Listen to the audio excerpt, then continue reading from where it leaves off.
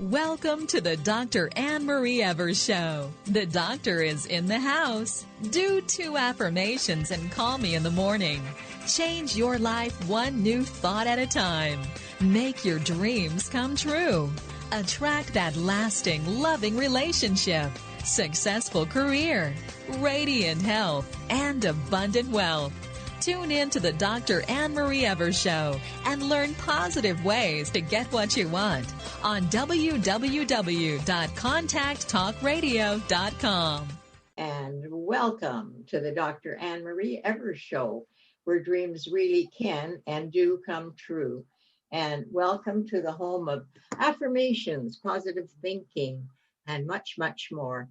And due to the many requests I've had, asking me more questions about my special guest today, I'm asked him to come back and talk about something new he's doing. So I want to say a warm welcome to Garnett Schulhauser, and I'm so happy to have you on the show.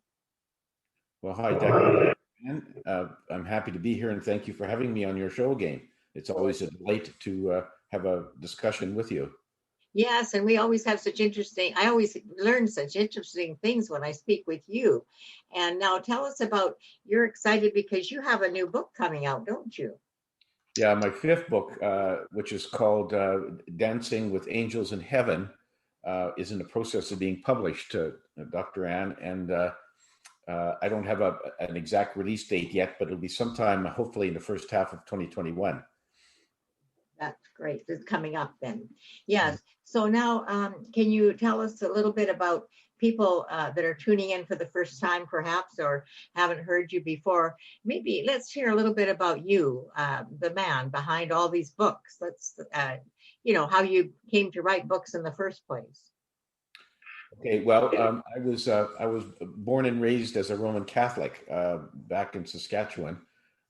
Raised on a small farm, and it was a very religious family, and I did all the normal things for a Catholic boy. I was an altar boy and did all that sort of stuff, and we went to church not just every week, but first Fridays and first Saturdays, and we said the family rosary, and so it was a very religious family. But when I got into my 20s and 30s at university, I started to question a lot of the beliefs of the Catholic Church, a lot of the things, the rules and regulations they had drummed into my head as a child. And a lot of them didn't seem to make much sense to me. And so as I examined them sort of under the microscope, I ended up sort of disavowing a lot of them and deciding that, no, this didn't really make a lot of sense. So then for the longest time, I was sort of in no man's land, where I had rejected a lot of what the Catholic Church taught me, but I hadn't found anything new to latch onto. And in the course of, when I went to university and I ended up in law school, and I graduated from law school, and I went to practice law in Calgary. And so for the biggest part of my life, I was a lawyer, a corporate lawyer in Calgary. And I was really didn't have any religion to speak of. I wasn't really spiritual. So I was kind of I was typical, like a lot of people. I would look at myself in the mirror on a Monday morning as I was shaving and think, now, okay, who am I? Why am I here? Who put me here? What's my purpose? How did I end up here? Excuse me. And so that was sort of those burning questions that I had. And so nothing really came of it until one day in 2007. I was still practicing law in Calgary, and I was very much of a stuffed shirt, buttoned down corporate lawyer, and what really changed my life. All of a sudden, I was walking down the street one sunny afternoon in May, and this homeless man jumped out in front of me and just stopped me in my tracks. And he looked like very, very much like a typical homeless man with a long, stringy hair and scraggly beard and dirty, slept-in clothes.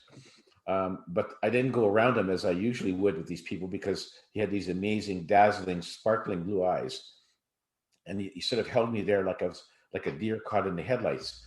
And his gaze was sending me this wave of pure, unconditional love that was infusing my whole body with an amazing sense of peace and security and well-being. I'd never felt this before. It was just so amazing that I could have just stood there forever. And it was like a time warp. I didn't know how long I stood there. Finally, this homeless man broke the spell by saying to me, "Why are you here?" And then he quickly disappeared into a nearby store. And so when I finally collected my wits, I decided I needed to find this man. I needed to find out who he was. Why did he stalk me? And how did he have these amazing eyes? So I went into the store to look for him. And there was only one entrance and one exit. And he hadn't come out, but he wasn't in the store anywhere. So I went back out on the street, walked up and down for several blocks trying to find him. But he had disappeared into thin air. He was just totally gone. So the next day, I resolved I had to go back to try to find him. So I went back to the same street, the same time of day, and I walked up and down the street for about 15 or 20 minutes, hoping to find him. I was about to give up when I spotted him sitting all alone on a bench. And so I walked up to him and I said, "Who are you, and why did you stalk me the other day?" And he said, "I'm a soul just like you. I'm here to help you on your journey and answer your questions." Unfortunately, my lawyer brain kicked in then, and once you're a lawyer, you can never get rid of your lawyer brain. My lawyer brain with a lot of skepticism, and I said to him, "Why do you think you can help me when you can't even help yourself? Because it looks like you've been sleeping on the street for weeks and you smell like a dead fish." Oh dear. He just gave me a big smile and he said, "Looks can be deceiving because you look like you're a successful corporate lawyer with everything under control, but we both know that's just a facade." He said, "You know what? If you want to, turn around and go back to your office and see if you can find the answers to all of those questions you've been asking all these years. See if you can find those answers in all those emails from your clients waiting for you on your computer." Well, of course, I knew that wasn't going to happen. And fortunately, my intuition said, what do I have to lose to sit down and talk with this guy for half an hour? So I sat down on the bench beside him and we began a conversation. And I found out early on that his name was Albert, and he was really one of my spirit guides in disguise. And he said he had come into my life to answer my questions, all the ones I've been asking myself over the years. But he also said that he wanted me to write a book about his revelations so that they would be available for everyone. So there was my game plan. I'd never thought of writing a book, so it kind of surprised me. But anyway, he was within the first few minutes, I realized that he was the real thing. He was really who he said he was. He had a very honest face, a way of talking that just made me feel very comfortable. So I had no doubts whatsoever. So that began a conversation. And we conversed for a while that first day on the bench.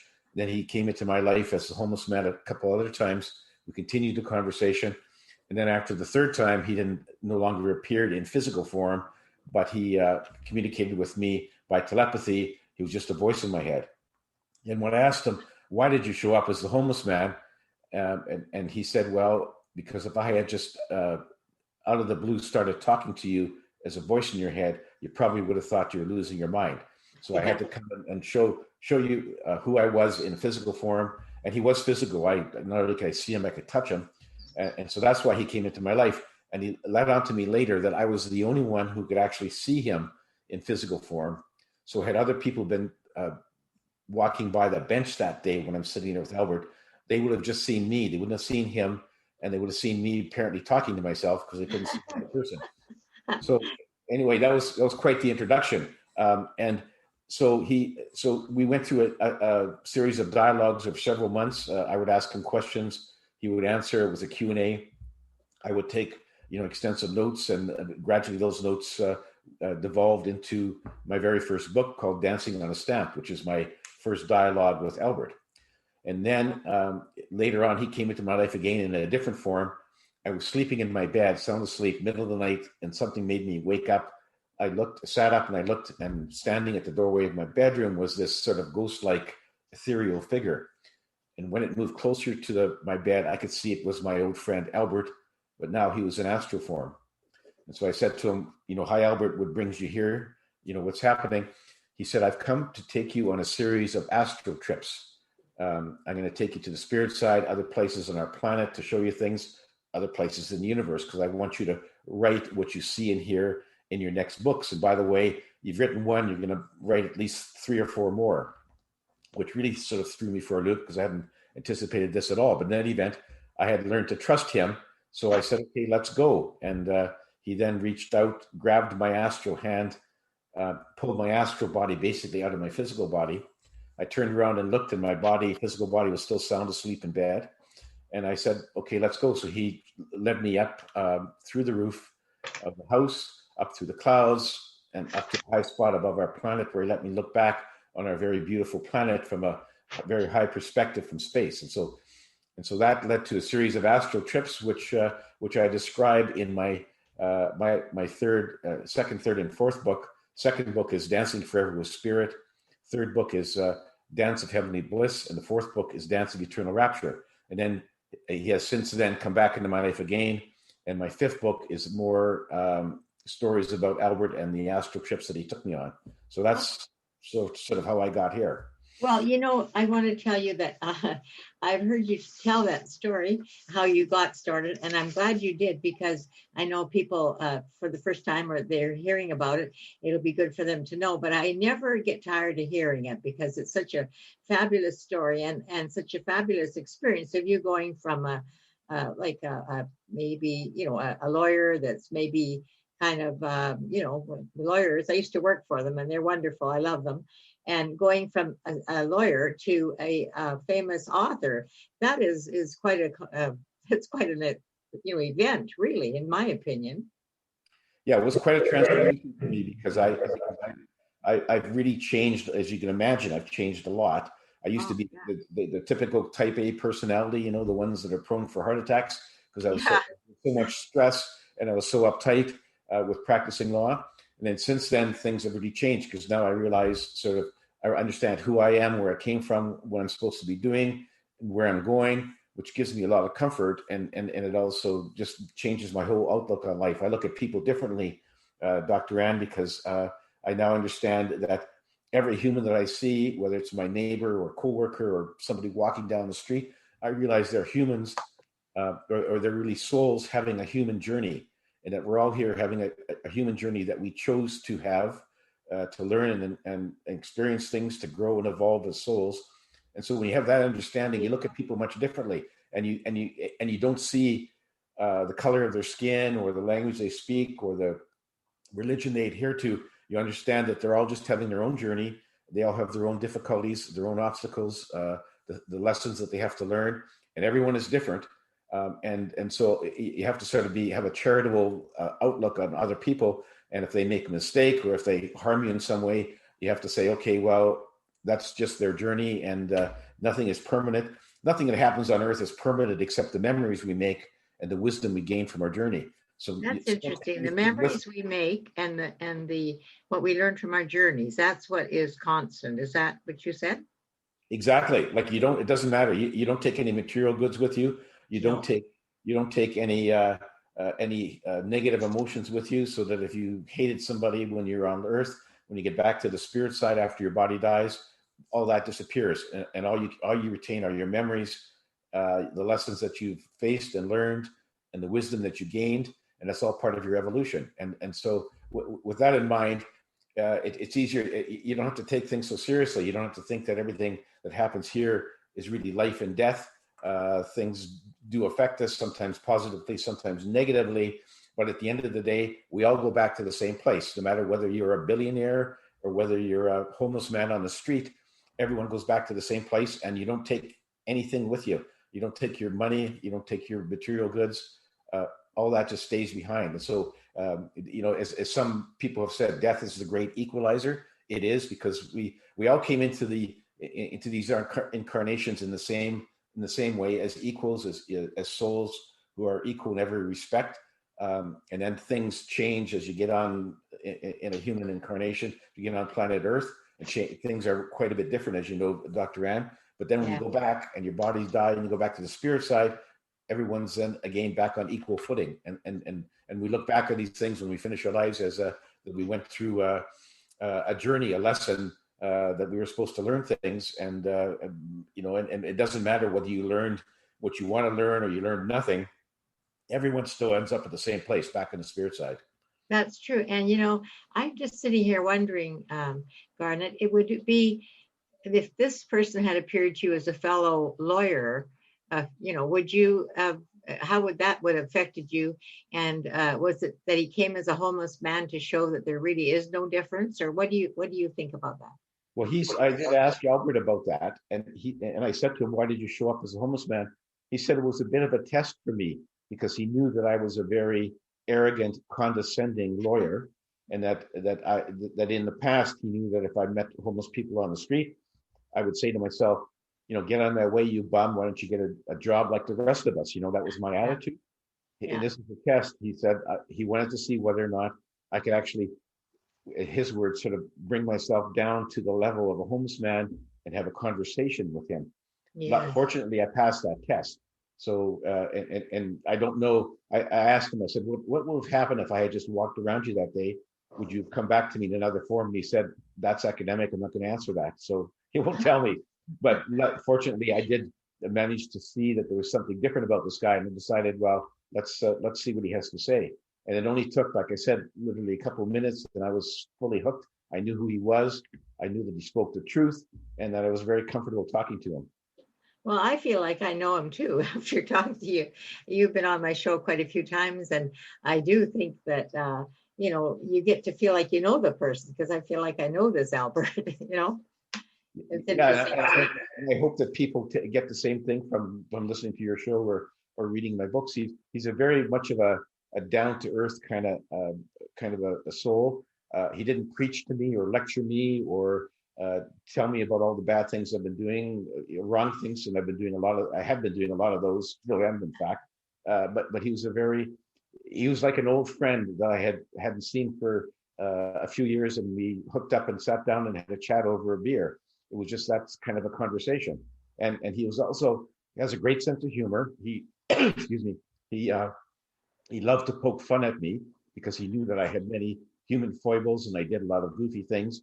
But it was all in good fun, and I took it that way. And so what he really said, he was just like a really close friend. And I actually did find out that he and I had a number of previous incarnations on Earth before in various different roles, and he described a few of them to me. So we've had some experience together, and I was quite happy that I found out that when I was doing my life plan, that I asked him to be one of my guides, and he was quite happy to sign on. But he also had an ulterior motive. He wasn't just sort of there to help me on my journey. He wanted me to write books about what he told me, because he wanted his message to get out. And he has a number of messengers all over the world. I'm just one of them. And so I was quite happy to write his books and get the message out. And hopefully people will read the books and learn something from them. Yes. and get to know. And I think you're a most wonderful addition to it too, because you take everything seriously. You're a lawyer. You look at it from all aspects, and I think you are the perfect person for him to contact. This is my opinion. Well, thank you for saying that. And I think that excuse me, is that he obviously decided the same thing, but he actually said that he and I had planned this meeting before I incarnated, so it was part of my life plan. He said that this is what's going to happen. I'm going to show up, at this point in time. Of course, I don't remember that, because you don't remember your life plan after you're born. So I had no idea that we had discussed this, but he had pre-planned all this, and he waited for the right moment and came into my life. And luckily, I listened to him, and I had conversations with him, and I followed him on the astral trips, which is what he wanted. And I actually did write the book. So I should tell you, after I wrote the manuscript for my first book, I was really hesitant, Dr. Ann, about publishing it, because it was totally out of character for me in terms of my former law partners, former clients, other people. I thought a lot of them would think I'd lost my mind. Yeah, I can imagine. and so I was a bit reluctant, but after a while I thought, if I don't publish this book, I'll regret it for the rest of my life. So I'm going to do it. Let the chips fall where they may. If I lose a few people along the way, so be it. But in point of fact, I have gained many, many new friends and acquaintances, as a result of writing my book. So overall, it's been a very positive experience. And believe me, I know about writing books. It's not the easiest to do. I'm doing a book on angels right now, and it's a lot of work writing a book, and we know that. And I've got quite a few of them out there. And now let's take us on a journey. And what I want to do is I want to be conscious of the time here, because I do want to talk a lot about your new book. But just take us on a journey of the first book, just the highlights of the other books leading up to this one. Okay. No, I mean, you want me to start at the very first book? Or the first Yeah. book? What did the first book? Just Oh, a sentence or two. What the first book? the first Yeah. book basically described the cycle of reincarnation that we experience on Earth. So he basically said, "Who are you? You're an eternal soul. Your true home is the spirit side, which is a very high vibration dimension." Okay, some people call it heaven or whatever. He says it's the spirit side. He says, so you're a soul there. You came to Earth by your own choice because you wanted to learn and experience things that you can only experience on planet Earth, which is just a school. And so we sort of plan our incarnation by doing a life plan. We pick out our parents, place we're going to be born, first language we learn, and things like that. So then once we get into the incarnation, we forget where we came from. We forget that we had a life plan. And so we have to sort of struggle our way through life sort of without this sort of detailed roadmap that we prepared for ourselves before we incarnated. So we're here to learn. We came here by our choice. We're here to grow and evolve, to face challenges, learn lessons, to help us in our evolution. And so that's why we're here. When our physical bodies die, we all go back to where we came from, back to our true home, which is the spirit side. Yeah. But one of the things, a couple of the things that he said, which really flew in the face of what Christian holy men have been preaching for centuries, is that he says, God or the source, I refer to it as the source. So the source did not put us here. We chose to come here ourselves. The source does not make rules for us to follow, which is really contrary to what the Catholic Church taught me, where there was all kinds of rules that he said came from God. So he said the source doesn't make rules. Source does not manipulate events. And the big one is the source does not judge us when our physical bodies die. We don't go and appear in front of our maker to get a judgment where if we have led a bad life, we go to hell. He says there is no hell. There's no Satan. Everyone goes back to the same place, the spirit side from whence they came, regardless of what they did on the planet. And so that was quite a different picture from what the Catholic Church had taught me, or what other Christian churches, teach their people. So that was a real big eye opener. That was the main theme of the first book, is that you have to understand exactly how all this works. That's good. So that's book number one. And folks, they should get all copies of every book, shouldn't they? So they can get the whole story. Yeah. Yeah. And then on the other books, it was a series of astral trips that he took me on to see different things. When you're traveling in astral form, of course, you can pass through walls and ceilings and whatever. Other people can't typically see you. You can travel quite quickly, so that if Albert says, let's go to some planet, 12 light years away, it was just like the snap of a finger and you're there. Wow. So it was quite interesting. And every place he took me, he had his own agenda. Every place he took me was for me to learn something new, to talk to somebody who was a wise soul who had perhaps incarnated many times before. And all of this was so that I could, write it down when I woke up the next morning, and put it into a book. And so they're just the second, third, and fourth books. In fact, the fifth books are basically about my astral trips with Albert. And I had some very interesting things to see, different civilizations, different things that happened on planet Earth. I spoke to many sort of wise and somewhat famous people on the spirit side, and they all had some words of wisdom to pass on, which I wrote about. So it's really a question of people they really should read them all. Start with the second book, go to the third, go to the fourth, and then read the fifth book when it comes out, and you'll sort of get the whole picture about what Albert was trying to tell me about planet Earth, about the cycle of reincarnation, and about other things in the universe. Although it seems a little scary and far out to the people, it must be a wonderful journey to go like that. I would, just listening to you, it would be nice if I could go on a journey like that, but I guess you have to be called or agreed before that happens. You just can't say, oh, I want to meet my spirit guide. Can we? Or can we do that? Yeah, typically, it was a special sort of one-off situation that Albert had worked out with the with the wise spirits on the spirit side about who his messenger should be, how she'd approach him. So anyway, this is all worked out. Most people, unfortunately, don't have that opportunity to have a one-on-one conversation with their spirit guide. Everyone has spirit guides, as you know, Dr. Ann, but most of the time they don't get to have that direct conversation with them. And even though you want to, for most people, that just doesn't happen. So I guess I consider myself very fortunate, very lucky to have this direct contact with Albert. And it's been a real change in my life. And I really hope that the information that Albert gives me, which I put in my books, can help other people on their journeys. Because actually, that's what your whole books are about, to help others on their journey, isn't it?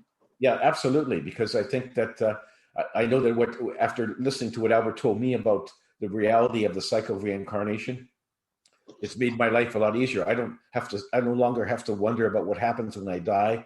I have no fear about dying. I know where I'm going.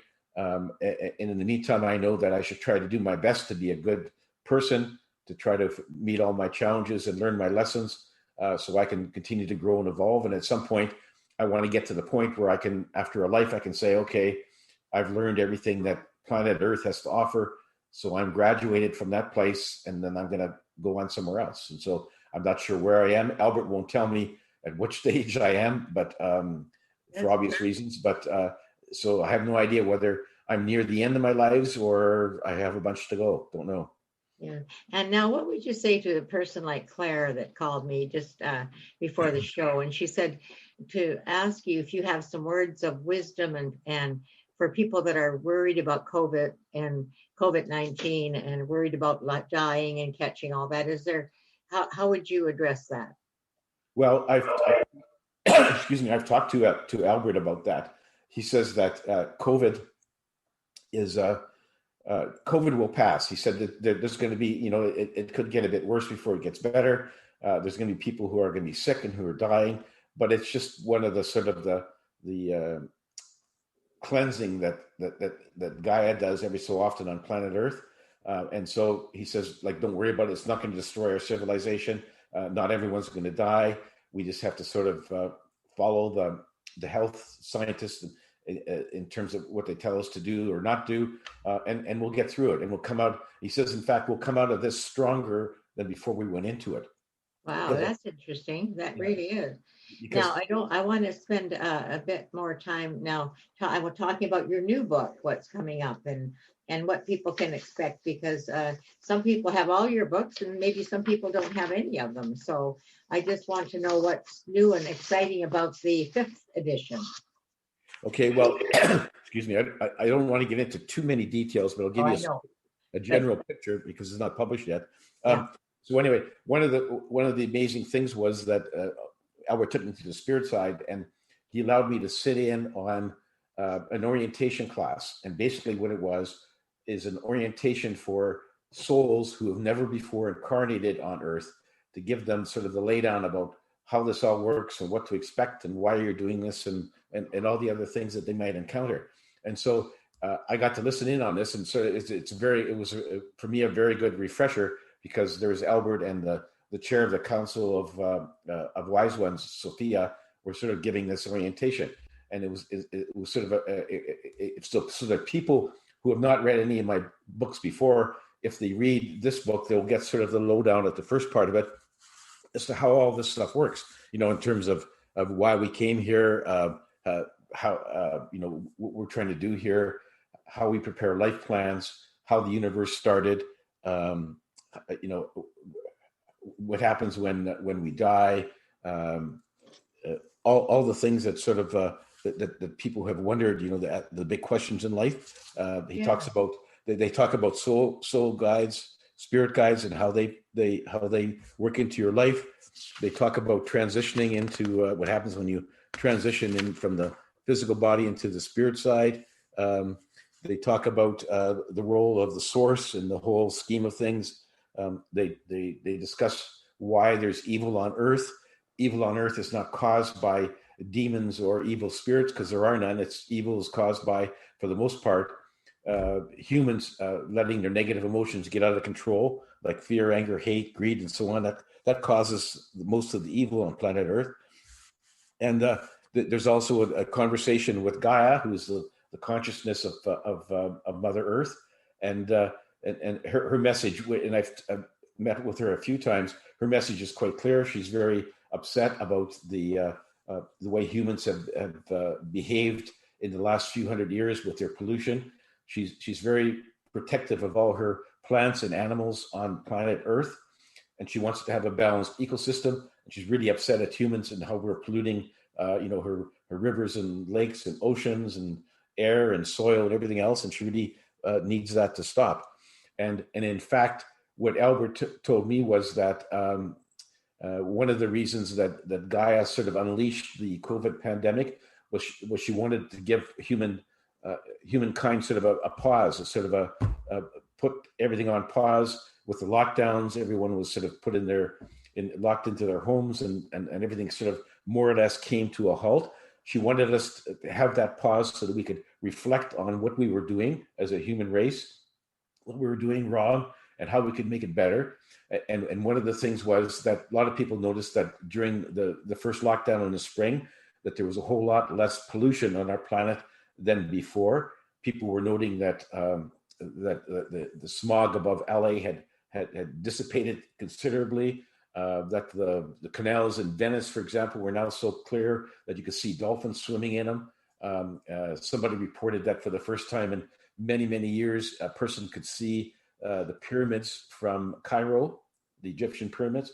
And so all this was to do with the fact that there was not as many people driving, not as much fossil fuels being burned, not as much other activity. And sort of like a lot of people noticed that. She wants us to see what can happen if we put our minds to alleviating our pollution, or most of it anyway. And so that was just sort of a wake-up call that she was sending to us. And we'll get through it. And I think that we'll be more keen now about climate change and about trying to stop the things that are happening with our pollution. And we need to really get our act together, because otherwise it could just get worse. And so that is why we're probably going to come out of this better, because we're going to have more people who are more in tune to the problems with climate change and the fact that we really do need to quit abusing Mother Earth with our pollution and quit abusing other animals in our planet. And so Gaia had a really good message, and it's a very consistent message, and one that hopefully everyone will take to heart. And when we get through this pandemic, hopefully things will turn out to be a lot better. Albert's very confident we'll come out much stronger. Yeah. So anyway, all this happened during this orientation session, and there was discussion of the new Earth, which is really our Earth in a higher dimension. It's always there. It's been there. It's called New Earth, but it's been there all along. It's at a higher vibration, and there things are much better. Nobody pollutes there. There's no negative emotions. There's no crime. There's no need for money. It's a very happy kind of place, and that is where they really drove the message home. That is where all humans should strive to get to, and you get there by raising your vibrations.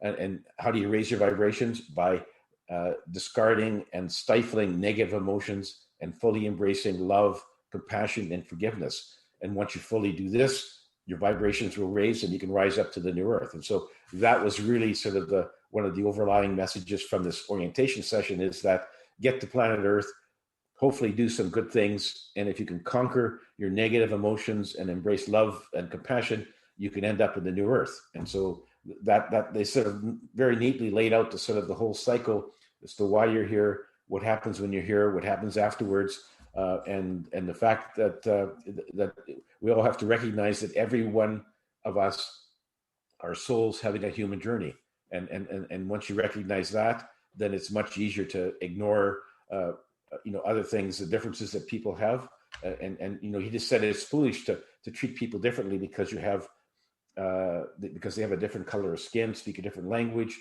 worship a different God, have different customs. That's just all nonsense when you realize that they are souls just like you and everyone else, and we're all struggling with our own journey. And once we realize that, then we could go ahead and have a much better life on planet Earth. So that was sort of the gist of the orientation session.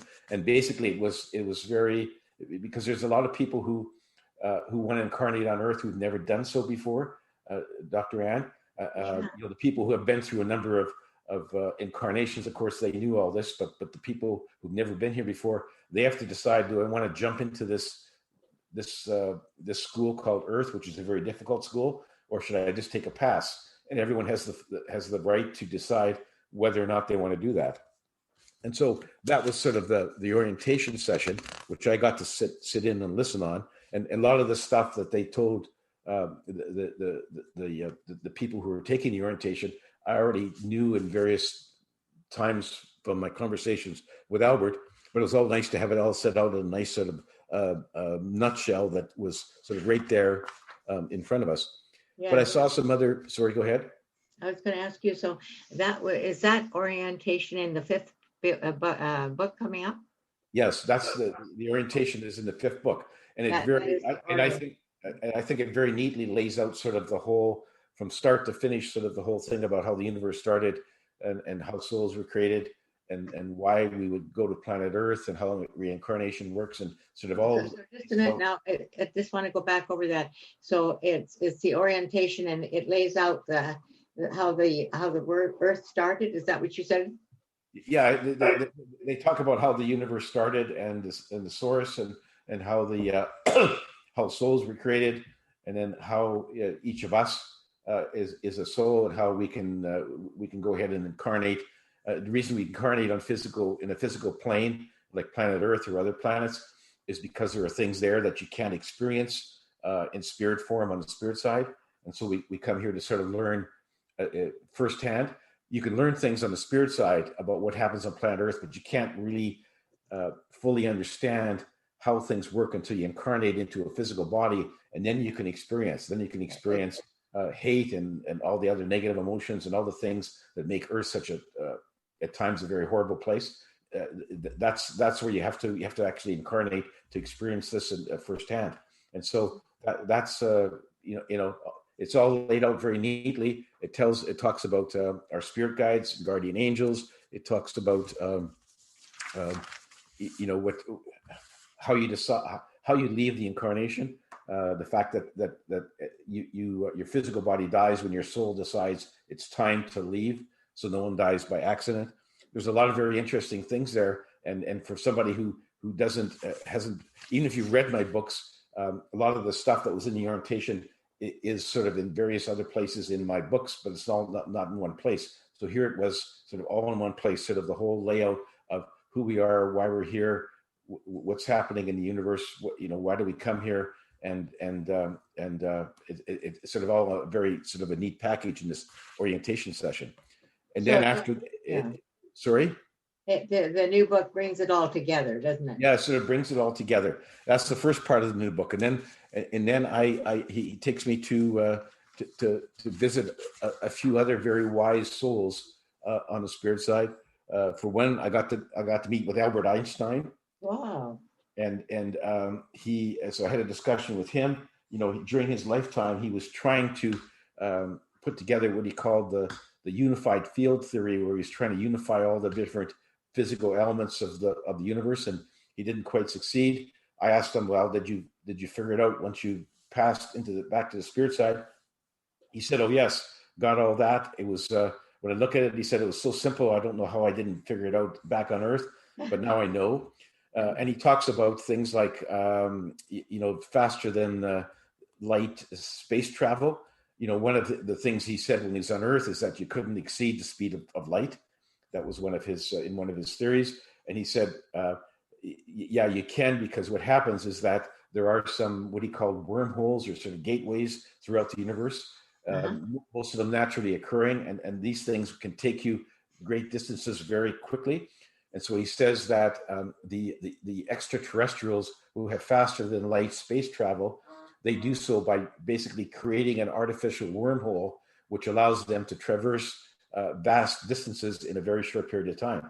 And he said, humans on Earth will get there eventually. They're not there yet, but he said that will come, and and that's how the ETs who've been visiting Earth for eons, that's how they get here. And so it was very interesting. Yes. I also had a conversation with, and some people may think this is a bit strange, but it was a conversation with Marie Antoinette. Oh, yeah. And she, of course, as you know, that she was married to Louis XVI of France, and that she and her husband both lost their heads during the Revolution. Yeah. It was very interesting because she basically said that I won't get into all the the nitty gritty. I'd like people to read the book, but Yeah. basically, one of the things she said was, I asked her, I said, when you were sentenced to be have your head cut off with a guillotine, were you concerned? Were you frightened? And she says, well, initially, yes, but then she says what happened was that a few days before the date, her spirit guides appeared to her, a couple of them, appeared in her cell, identified themselves, told her that they were there to help her on a transition, and that that it would not be any big deal. She wouldn't feel any pain, and they'd be with her the whole way. So she said, as she's walking towards the guillotine, they were there with her. Nobody else could see them, but they were there with her. And then she said that her soul left her body before the guillotine blade dropped. So she didn't feel any discomfort, no pain, no nothing. Okay. And so she was then hovering out of her body, hovering above the stage, and watching her head roll off the stage into a gutter. And she said that people dread dying, and they wonder whether their physical death is going to be painful and distressful, whatever. She says, no, that's not the case, because your guides will actually be there to comfort you, to pull you out of your body before anything happens, in this case, before the blades, lopped off her head. And so she said it was a very easy transition, and she just followed her guides off to the spirit side, and away she went. And so it was very, very interesting. I mean, not that, the main thing I got out of that was that be comforted that if you were sentenced to be hung or have your head cut off or shot with a firing squad or whatever, it's not going to be as bad as you may imagine, because you actually leave your body before the bad stuff happens. Well, that's good to know, Garnet. Well, folks, you're listening to the Dr. Anne Marie Evers Show, where dreams really can and do come true. And I know you're enjoying this talk we're having with my special guest, Garnet Schulhauser. And we'll be right back after the short break with more with Garnet Schulhauser.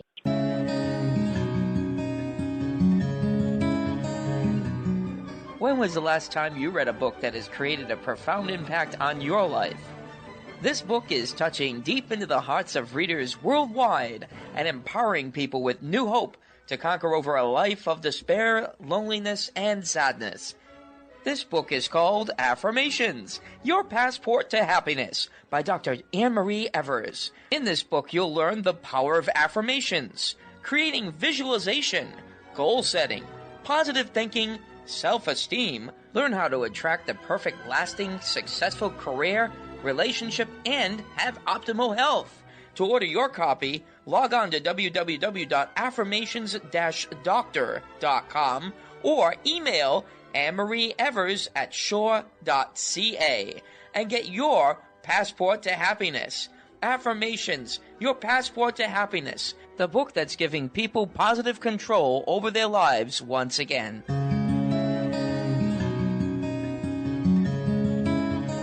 Welcome back to the Dr. Anne Marie Evers Show. And I keep saying where dreams really can and do come true. And today I've got my very special guest, Garnet Schulhauser, and he's been on the show many times, and I know he's back by special request. And now we want to talk more. We have a few minutes left to talk about whatever you want to talk about, Garnet, to give people hope. Okay, well, just I won't get into details, but some of the other interesting people I met on this that I've described in this book are Mother Teresa. Very interesting conversation with her. I've also met with a different planet, a person who was actually a reptilian kind of person, looked like an alligator to me. Albert took me there to this planet many light years from Earth.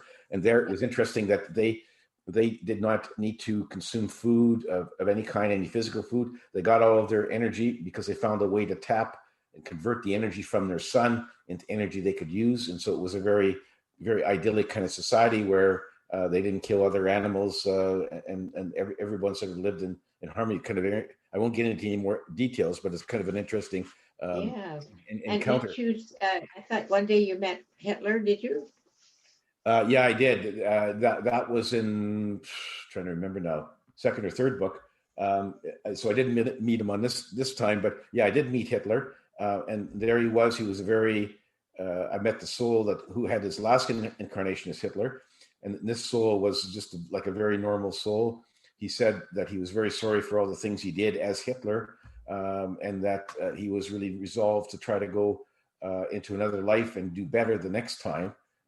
And so it was interesting. Hitler was sitting side by side on a bench with Jesus Christ. So it was sort of like two polar opposites, but they both, when you're over there, the things that you did on planet Earth, like Hitler, all the awful things that he did on when he was living on planet Earth, people don't look at him that way. They all say, okay, well, you had a bad trip, basically. You had a bad journey.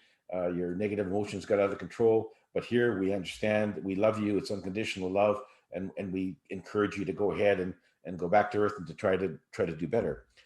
Anyway, that's not in book 5, but I encourage people to read my other books, because there's a bigger discussion about Hitler and Jesus Christ. One of the interesting things, and we're running out of time here, but one of the interesting things is that we had a discussion about parallel universes. And how this happens, Dr. Ann, is that when the first universe was created, the source created it so that it would at random times split into two. Okay, just like a human cell that splits into two, called mitosis. So the first universe split into two. Then after some point in time, at random periods, those universes split into two, and so on. So now we have basically a countless number of parallel universes. And in parallel universes, some things are very similar and some things are very different. So for example, planet Earth in some universes doesn't even exist because of a quirk in the formation of the solar system. In other universes, planet Earth, the asteroid that hit the Yucatan Peninsula and wiped out most of the dinosaurs, missed by a whisker. And so on that Earth, dinosaurs are still the dominant species. But it also, where it really impacts is that there's a lot of planet Earths in parallel that are fairly similar to us, but different in many respects. So he took me to this one parallel universe where they had a COVID pandemic just like we did. And then they realized that during the lockdown, how things in terms of pollution looked so much better than when things were going full steam. And so they put their minds together and decided, we've got to find a way to reduce the pollution. So to make a long story short, the scientists in Switzerland at CERN found a way to teleport. That began with a water molecule, teleported from one place to another, gradually developed it so they could teleport goods, materials, even people. And so it was very much like the Star Trek teleportation system, beam me up, Scotty, where they had these teleportation stations stationed all over the place. And so freight was moved by teleportation, so they didn't need trucks or trains. People didn't need cars to move around because they could just go into one of these little stations. They had like one every 2 or 3 blocks, and you could just dial in where you wanted to go and you showed up at the other side. So they basically had very little pollution because they didn't have much fossil fuel burning. And it was just an amazing sort of way for them to live. And it's something that sort of opens our eyes to think that one day maybe our planet could get to the same position. So that was really an encouraging sign to know that Earth in another parallel universe had done the right thing and had managed to get rid of their pollution. Wow, that is incredible. Yeah, and it also means, of course, that when a universe divides, and of course we don't realize it's dividing. When a universe divides, all of a sudden, where there was one Dr. Ann, now there's 2, each in a parallel universe. Okay, you may not realize that, but there may be any number of Dr. Anns in other parallel universes, and of course, because of the way things work, when everyone has free will to make decisions and take actions, their lives aren't going to be exactly the same. And so there's going to be some differences. And so what was really interesting to me is that there may be others of other garnets in other universes who are doing different things. It'd be really interesting that when you finally go back to the spirit side and you can look at these other parallel lives that have existed, then you can look and say, okay, well, when this person came to a major decision point, that person there took a different fork in the road than I did, and let's see how that turned out. And so it's a very, very interesting kind of learning experience to see, when you look back at your life, Dr. Ann, you've probably hit major decision points, and you may look back and think, well, what if I've taken the left fork instead of the right fork? And you may be able to find that out if one of your cosmic twins had actually taken the different fork. So it's interesting. Very interesting. Yeah. And not that you could do anything about it. And the good thing is that when all of those parallel people, die, and they all get rejoined back on the spirit side. So it's very, very interesting. And I'm really curious about whether I have others out there. There's no guarantee that you have. I bet you have a lot of them out there, Garnet. Yeah, hard to know, and I don't know whether you have any or not, but it's very interesting, and it's really a way for, and your soul actually occupies when a person is split off, when the universe divides, your soul actually occupies all of those different clones. Wow. And then when those clones, their physical bodies die, they all get reunited back on the spirit side. So it's sort of like when you can see what your cosmic twins have done, it's sort of like being able to live several lives at the same time, although you don't know it right now.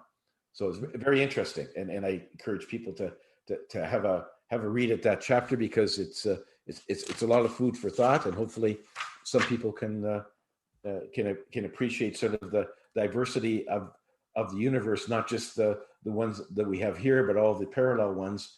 And at some point, and some people actually do have glimpses into parallel universes, because you probably heard of the thing called the Mandela Effect. Well, that's because some paranormal researcher was holding a conference or speaking at a conference in South Africa a number of years ago, and there a number of people very distinctly recalled news reports and newspaper stories about Nelson Mandela dying in prison in the 80s. Whereas, in fact, in our reality, we know that he was released from prison and went on to become the president. And so that is evidence of the fact that those people had a glimpse into a parallel universe where different things happened. Wow. So there's more people than us out there, right? Oh, yes, there is. Yeah. Wow, that's interesting. Yeah, so we have I'd say about 4 or 5 minutes. What would you like to talk about in that 4 or 5 minutes? Well, and I'll just give, if you don't mind, I'll give some contact details for your. Oh yes, please do. I actually got so interested in what you were saying, I forgot. So yes, please tell people how to contact you. Okay, the best source is my website, which is garnetschulhauser.com. That's not easy to remember, but if you, excuse me, if you Google Dancing on a Stamp or any of my book titles, you can get there. On my website, there's information about all of my books. There's links to all my social media sites like YouTube and Instagram, Facebook, Twitter, and so on. There's excerpts that they can download of each book to get a feeling for what's in them. There's buy links there to all the popular online sites like Amazon and Barnes and Noble, where they can just click on it to buy my books. And all of the radio shows that I've been on, recordings are on my website, so they can go back right to my very first radio show in, I think it was June of 2013, and I've done like over 160 of them so far. They can listen to all the recordings, so they can Wow. Yes. Now, so can they go just to your website, www.garnetschulhauser.com? Yeah. And can you spell your last name, please? Because somebody asked me how to spell it. It's SCHULHAUSER. Right. Thank you. Yeah. So check out that website, and anything, you have everything on there where people can go and find other things, and all about the books you have, don't you? And everything you just said. Exactly. There's everything they want to know about the books, and they can just go to my social media site so they can read the excerpts or whatever. They can. My email address is also there. Good. Do you want to give your email address? Sure. It's contact@garnetschulhauser.com. Yeah, that's how I got you. Contact. And if anyone wants to send me a comment or a question about anything that I've said or anything in my books, I'd be happy to hear from them. And we can just go from there, because I really enjoy getting comments from people who listen to your radio shows and all the other radio shows. Yes. And I try my best to answer everyone. Sometimes I run out of time, but I do my best. Well, you do a wonderful job, because you've got a lot to say in a few minutes. Actually, 60 minutes, or isn't really 60, about 55 minutes. That's quite a bit of time, one thinks. But then when you're talking like you are, everything is interesting. It flies by, doesn't it? Like this hour is just flowing by. Yeah, it certainly does. And I certainly enjoy having the conversation with you, Dr. Ann, because you're very, very wise, and great questions, and I know that I know that when I'm talking about what's in my books or what I found out, I know that you're not skeptical, that you understand what I'm saying, and yeah, I have an open mind to it, and I find it very, very interesting. And I've got to spend some more time reading. But as for me, I've been so busy, it's hard to find time to read. But I'm going to be doing that. But we want to say a very happy New Year to everyone. And check out my website too, AnnMarieEvers.com. And you can see some videos there to go to. For it might help you over what will help you if you listen to them over the period of time when we're having problems and you're feeling down. Just go and do that and listen and tune into I would tune into Garnett Schulhauser's. You have videos too that they can listen to? Yes, I have videos on my YouTube channel, and they can get to my YouTube channel by clicking on the YouTube icon on the webpage. And yeah, there's some videos there that I've done. I have videos, various kinds of videos, including some of my presentations where I've spoken at conferences, and so all of that's there on my YouTube channel. So I welcome everyone to dial in and make comments if they want, and I hopefully that people can become have a better place in life when they understand what Albert's been saying and enjoy their journey. And of course, you can always feel a lot better about where you are, no matter how many bad things happen to you, if you know that exactly why you're there, and that everything that happens to you, you're supposed to learn something. And if you have that attitude and knowing that when you die, you go back to a wonderful place, no matter what you did, you can't go wrong. You can't become lost. You're going to go back there. And so that should give people a lot of hope. And the worst thing that can happen to a person is to have no hope. It's to say, like, I don't know, I'm having a miserable life. And then when I die, I don't know what's going to happen. If they know that some very good things are going to happen when they die, that'll make their lives a lot easier. It sure will. And I always like talking with you, Garnet. You've always got interesting information, and you're a wonderful guest to have. And I want to thank you and wish you and your family and all our listeners a happy new year. And let's make it as good as we can. And I think this 2021, of course, is going to be better than 2020. So let's just do the best we can and pick up his books and Garnett's books. He's got them all, really beautiful written books and the beautiful covers, and pick them up and just read them over. And then when he comes on the show again, then you can have a lot of questions you might want to ask him. So we want to say thank you for listening to the Dr. Ann Marie Evers Show. Thank you, Garnett Schulhauser, for my special guest, for being here. And thank you, folks, for listening. And we'll see you next time. And thank you, Dr.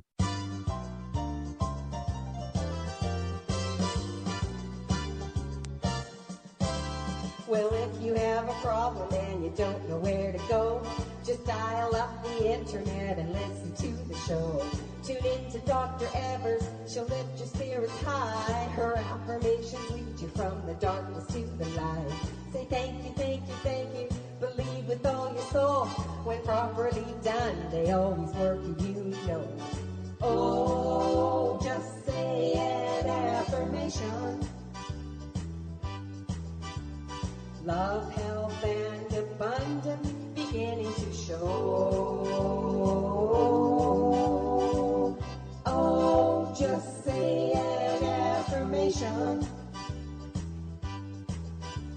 Show your gratitude and the blessings will flow. Oh, just say an affirmation. Love, health, and abundance beginning to show. Oh, just say an affirmation.